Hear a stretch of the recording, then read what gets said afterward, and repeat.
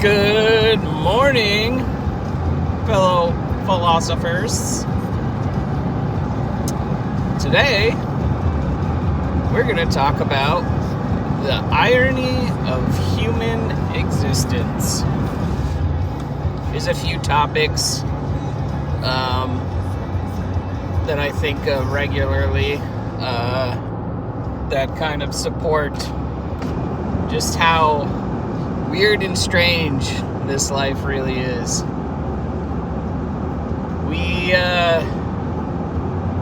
We work so much, especially being an American. I guess America, China, and Germany top the world for sheer amount of hours that's put into labor.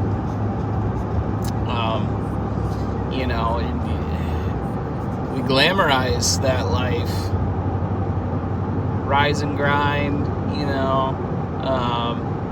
and while I do appreciate a good work ethic, I just see so many people, especially in this area where it's like a ski community. There's so many homeowners that own second homes that visit maybe like a handful of days out of the year. And it seems like they just work so hard to afford these things and they don't even really get to enjoy these things. Finding that balance of want and need is very important in this day and age where things are just overpriced and the pay rate, minimum wage, hasn't caught up with the cost of living. You really need to triage and prioritize what brings you joy. And this whole consumerism, capitalism state, or country I should say, that we live in really just kind of mixes the signals for people. You're taught to wear brand clothing. You get picked on in school if you don't have the latest thing or the coolest thing. And as much as I like a good graphic tee, I feel like I'm at an age where I'm just gonna start buying plain ass stuff. Like, I'll just get a mixed bag of Amazon Basics colored t-shirts and be good.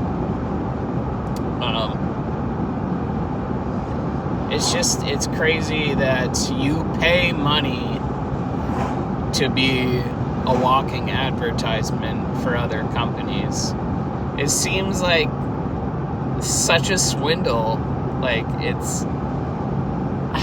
I don't even know how to describe it. It's like the name makes you feel cool, and so you want to buy the stuff, and it just makes the company bigger, and they can charge more because it's in demand. Supply and demand.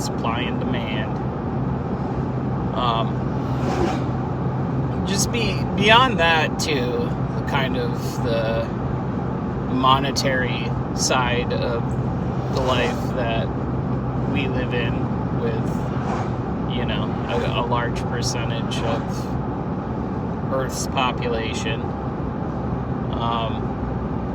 There's also irony in just our plain existence. Like, you need oxygen to live, but that oxidization is eventually what kills you, right? You need the oxygen to function, but we're chasing these antioxidants, literally antioxidants. It removes excess oxygen and free radicals in your body. It's so it's so weird that, like, I don't know, just the whole gamut of human existence is just based on irony. I tend to think it's funny and I enjoy irony, but there's a serious side to it, and it's weird being born into a world that you know you cannot exist in forever, and trying to be okay with death and being super afraid of the inevitable. It's a wild concept. Life as a whole is a wild concept, and a lot of people will toil away chasing what they think the meaning of life is, and I'm not even sure I've got it right. For me, it may not be the meaning, but the most important thing is for my family and I to enjoy our time here and be comfortable in doing so. That's just the goal, just to enjoy life. The meaning of life, in my opinion, is to live life. And I'm talking about, like, finding the things that bring you joy, and even on days where the joy just seems to be sucked from you, if you stop and pay attention to your surroundings, you can find joy in the littlest of things. We kind of grow up and lose that wonderment that we have as children. And children are the happiest things in the world most of the time. Sometimes they get cranky for no reason. My daughter's going through the terrible twos right now. She gets told no for anything, like, don't do that. It's an immediate meltdown. She's not a bad kid. She's good. She helps out with chores. She likes to grab the broom and try and sweep at 2 years old. Yeah.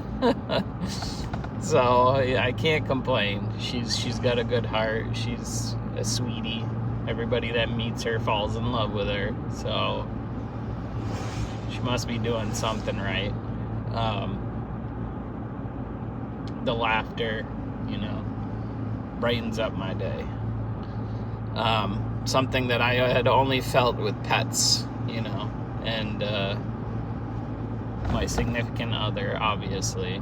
Without her, I wouldn't have my children, and she's the reason that I have that. She also brings me joy, but the simplicity of youth and finding such immense joy in the tiniest of things is something I try and learn. You can learn from your kids too. It's I heard it said that to have a really good circle of friends, you need some from all ages. You need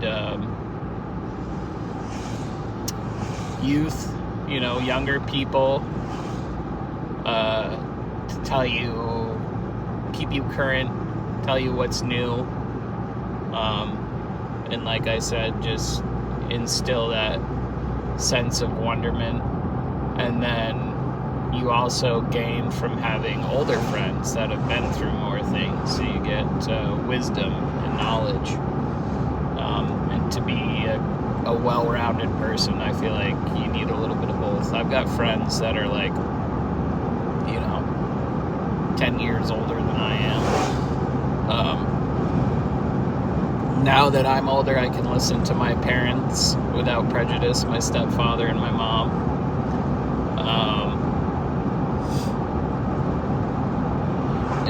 It's nice being at this age, because I feel like, I don't know, maybe like a few years younger was prime, because like with the 30s comes the wisdom, I think. Like, you've seen enough and you've experienced enough to have a good idea of how things work and how to navigate life.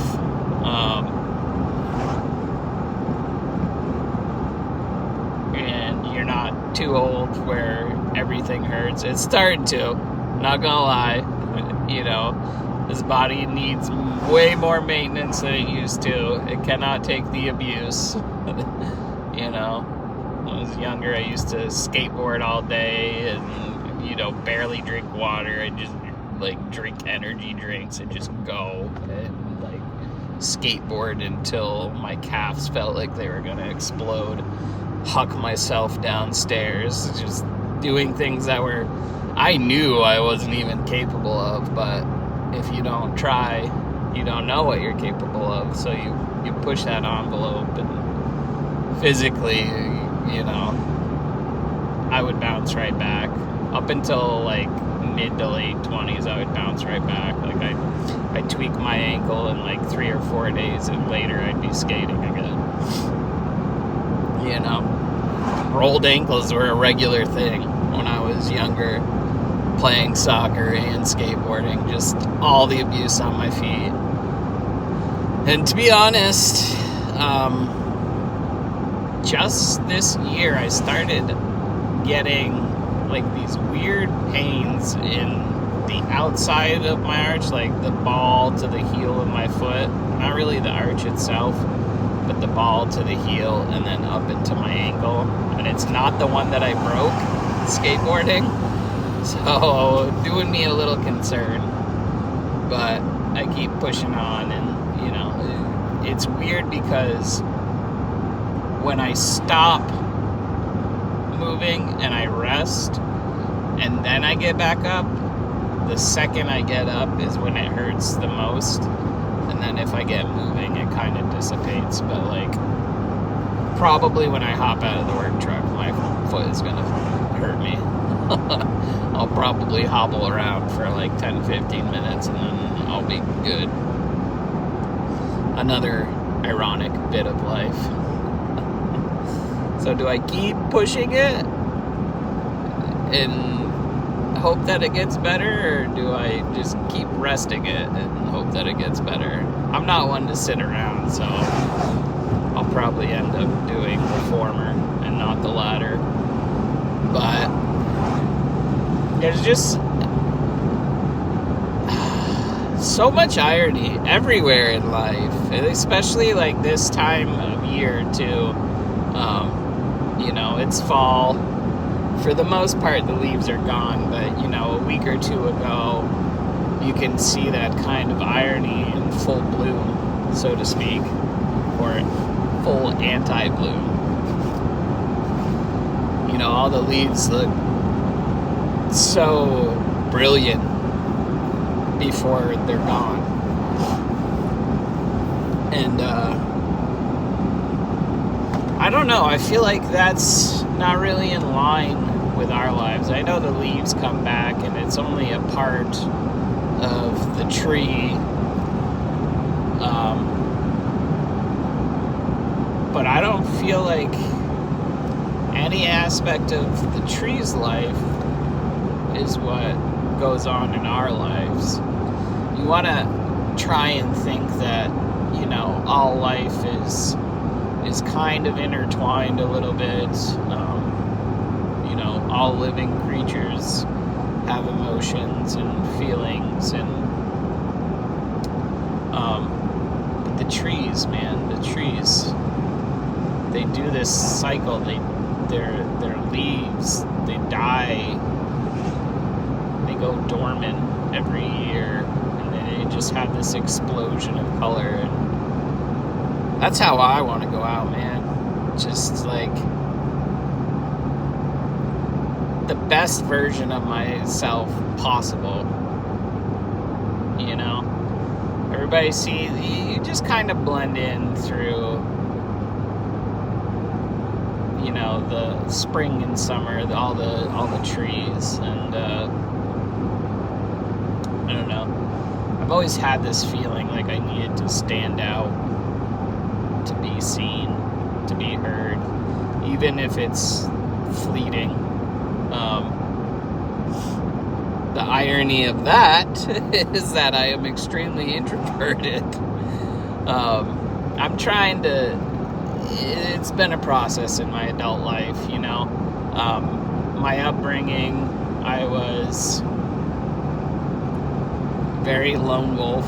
I didn't really have a choice. We moved around quite a bit, you know, before I can remember back, as far back as like 4 and 5, little bits, not much I remember from back then, but when I was 4 years old and 5 years old, I had these friends that I used to play with when my mom lived in Essex, and then I started kindergarten, and we were in Colchester, and we stayed in Colchester for a while. I formed a lot of really strong friendships, but unfortunately that had happened before social media and the internet, and I lost touch with a lot of people because, you know, my phone number changed. I wasn't able to get to everybody. I didn't know what my phone number was going to be. It was kind of, I was uprooted more or less, and just had to go with the flow. And I don't know, I've reconnected with some people over the interwebs, but it's not the same because I don't see them. We don't get to hang out. They're leading their own lives. It is nice to kind of reminisce once in a while, but yeah, I just it felt like as a child, every time I got comfortable, something had to change to make me uncomfortable again. And it's not necessarily a bad thing. There were some cons to it, like I said, not really feeling like I could rely on people to be there for me, kind of this do-it-yourself attitude, and very, very hard to be a part of a team, I found, for myself.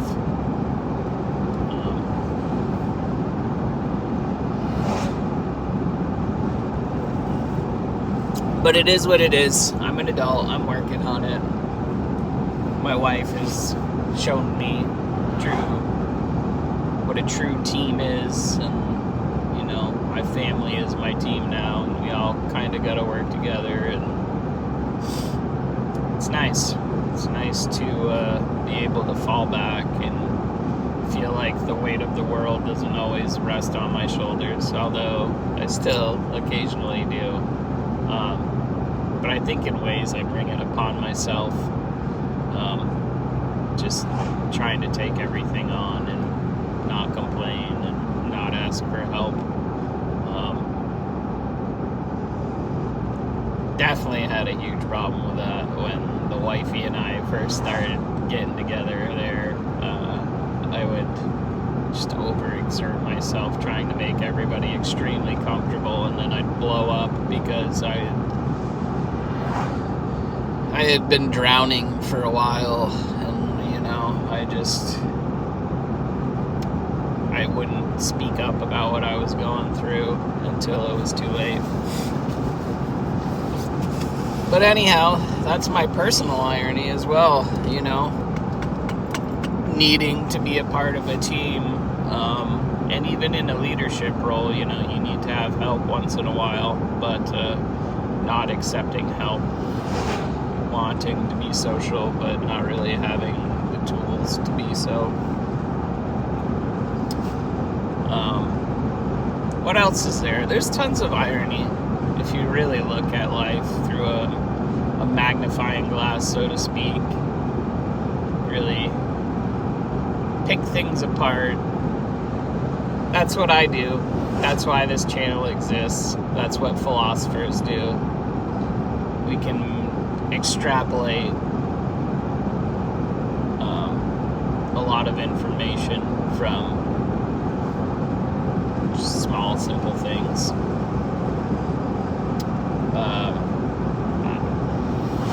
Comment and tell me if I'm right, but I feel like a lot of people that are into philosophy are also very heavily detail-oriented.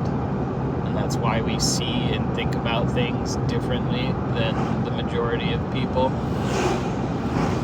It's almost a problem with me how detail-oriented I am. It's like, just the slightest little things that really aren't efficient and don't make sense that people don't even think about but do, just gets right under my skin.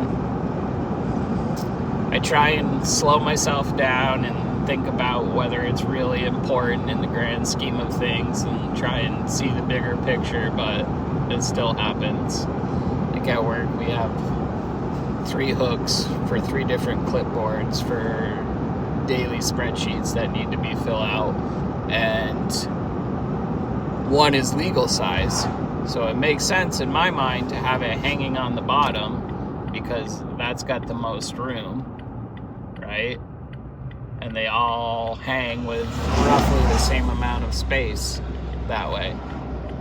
Well, once in a while, somebody will put the legal in the middle, and there's a little overlap between the 2 clipboards, and it shouldn't bother me, but it does.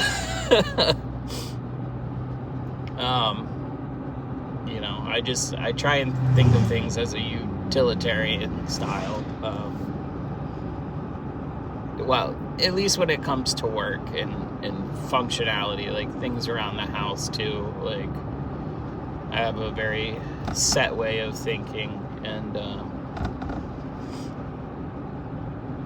although it does make sense, and oftentimes people come around to my idea, it's just like, I don't know. I just feel like I shouldn't have to argue about it. I should just accept it. But it's also frustrating, like, when you rearrange it every time so that it makes sense, and then it gets disorganized or whatever. Quirks. Call it OCD, whatever you want to.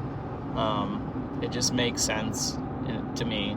And like I said, it eventually will make sense to people if they're thinking about it enough. But I think that's the bigger thing, is people just don't think about things enough.